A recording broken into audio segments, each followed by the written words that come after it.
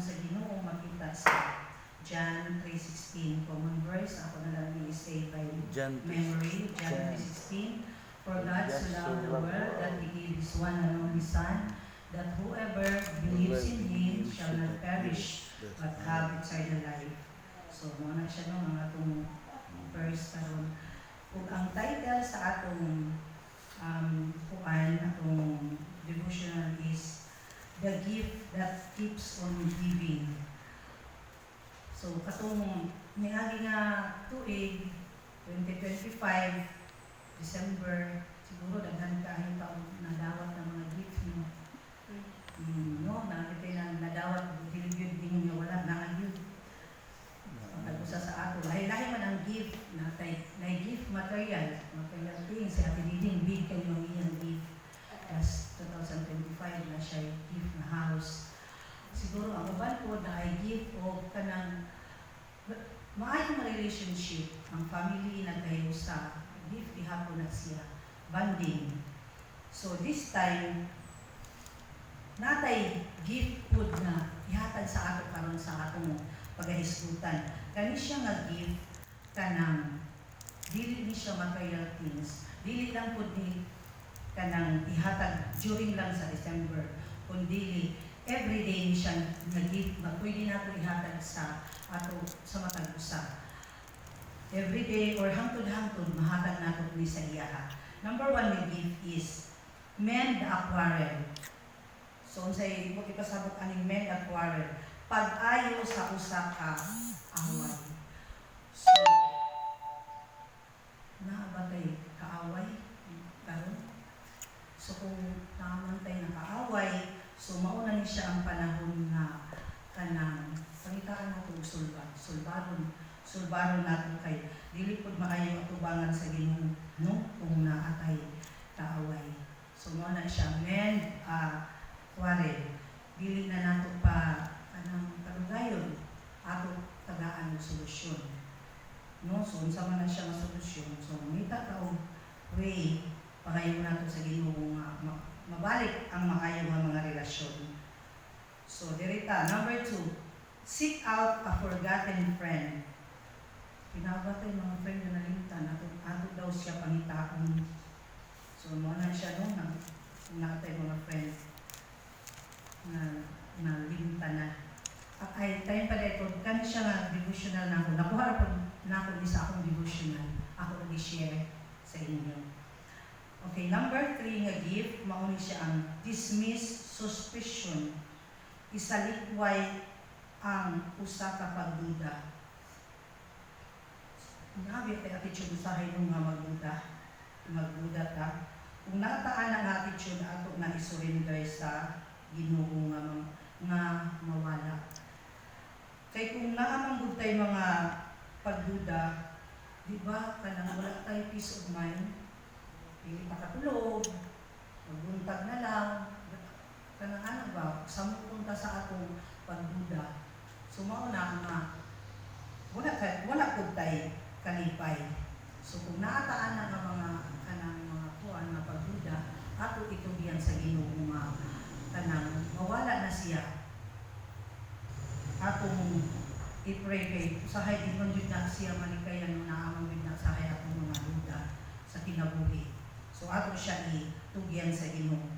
Number 4, hug someone tightly and whisper, I love you. Pero dili na applicable sa ato ani dili nato ni na practice. Wala di siya sa ato kay murag lain pud no babae niya labi nagbabae lalaki so dili jud siya makayo muhagta tapos musay pagibot I love you. Murag lain man wala lang ta kanang I love you with the love of the Lord. Pwede ra tamo shake hands pero babae pwede ra na mag-hug. Oo, husband. Pwede kaayo, husband and wife.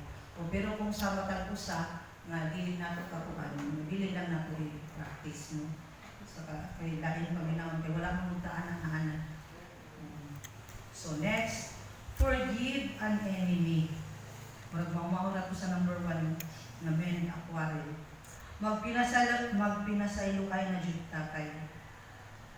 Kung nahamantay na nakaaway or unsa ba, ato na yun i-forgive.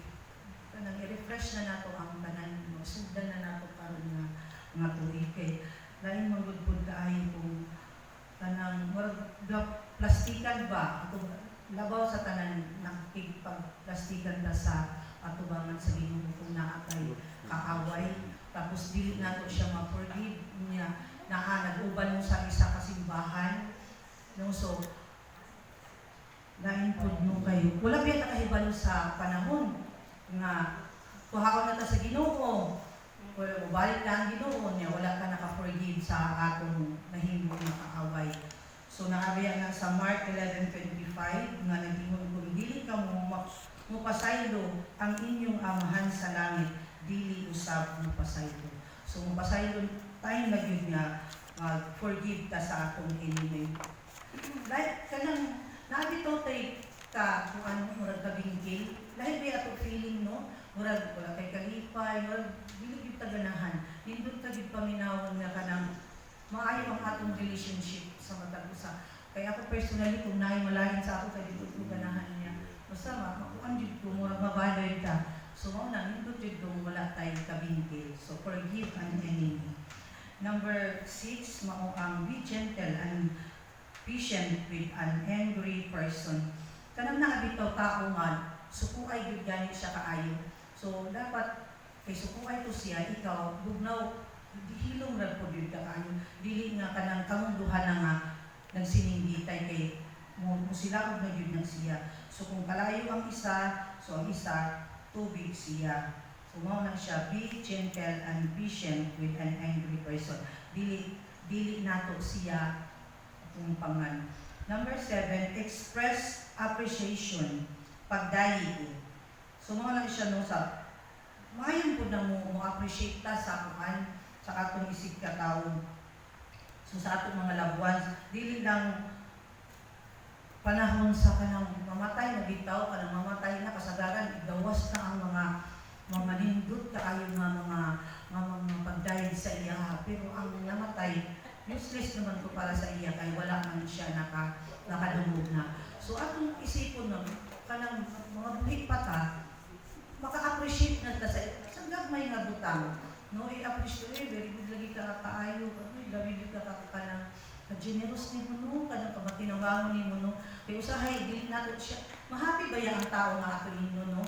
So kung patay na ato inyo, saan pa niya pag-happy? Kami dito sa DLL no kay kanang mga ulmi sa panyugto mag-inalag yun ni sa matag usa kung kay at least daw ang ako kuan na dili magmahay siya nga kung wala na siya wala siya kadungog wala so ato na siya kanang i-practice nga i-appreciate nato kay makahappy pud sa atong isig ka tawo. Okay, number 8 gladden the heart of a child. Aning child ato ni siya ituan sa ato no applicable din siya kay mga bata ang akong giatubang. Usahay mo kita ng mga dagko na kaning bata bitaw no. Murag dili nato siya tagaan kaayo kanang pagtagad. Nya dili kaayo ka kasabot sa ila feeling. Nya abtigay na ta kaayo mo kuan sa ila kay ato feeling na bata pag bitaw na no kanang dali ra ta musing ka sa ilaha. Ana ganita tapos kanang maulaw ang bata kanang pugos-pugoson jud kay feeling nato nga ala okay na siya kay bata pa kita biya di biya lalim sa kanang maulaw kanang bata kanang bata bitaw nga kanang ituklod-tuklod i-understand nato sila sa ila feeling kay para pud sila kanang happy pud sila dili lang pud na puro na kanang kasuko ana bitaw dali ra kay benta masuko sa mga bata pero kabalo ba mo nga kanang atong gibuhat sa mga bata pagdako nila mabutang na sa ila heart ang mga kasakit nga atong gibuhat sa ilaha. Madili na nila malimtan. Tumaw nang dako kaayo ang impact sa mga big bang kanang unsay buhaton bitaw sa bata. Karon kanang last na ni siya ipadayon nato kay time na no. Unya. Next Sunday ato ni siya i-continue kay daghan na ni siya nga gift. O kanilang last makahinumdum mo sa anak ni Kim Atienza, nakadungog man mo ani sa iyahan no.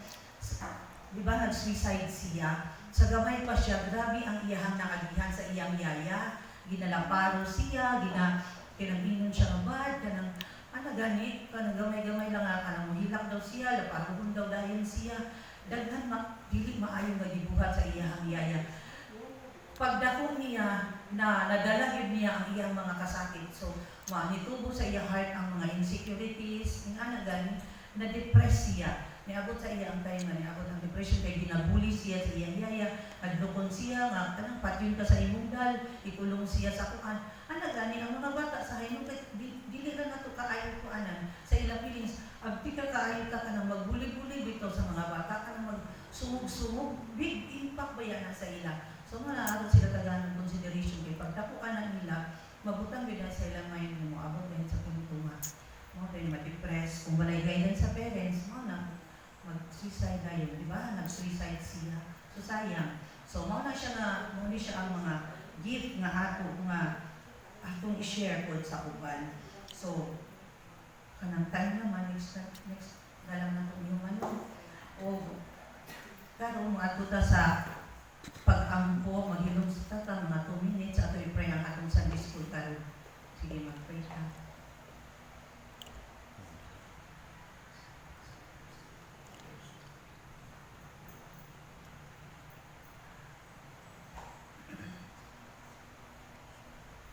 Mag-ampo ka.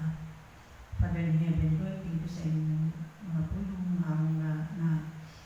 na share ka ng buntag, Lord, na tinuong na ma-apply sa matag kasintasin sa matag ko sa Lord.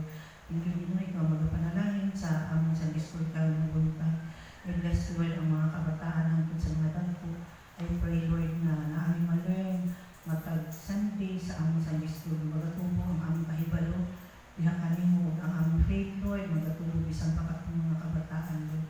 Magdako sila Ginoo kung masunod yun sa iyong Lord. I bless, Lord, ang among mga teachers. Salamat, Lord, sa kaning kaalam na inihatag sa ila. Salamat, Lord, sa kalipay nila sa pagtulog, Ginoo. Mag-bless po sa mga estudyante na willing po naninaw, Ginoo, mo sa iyo po, Lord. Bless, Ginoo, ang panimbawa